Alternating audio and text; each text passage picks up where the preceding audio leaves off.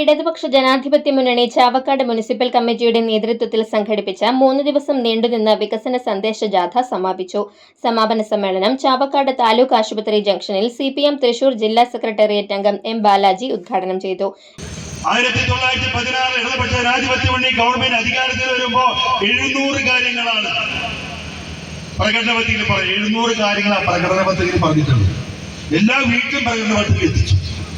എല്ലാ വീട്ടിലും 2021 social auditing നടത്തി. സോഷ്യൽ ഓഡിറ്റിംഗ് നടത്തി നമ്മൾ എല്ലാ മാധ്യമങ്ങളെ വിളിച്ചു, എല്ലാ പത്രക്കാരെ വിളിച്ചു, എല്ലാ രാഷ്ട്രീയ നിരീക്ഷകരെ വിളിച്ചു.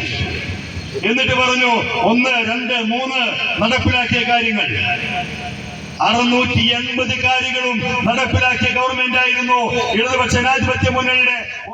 East local secretary PS Ashokan അധ്യക്ഷത വഹിച്ചു.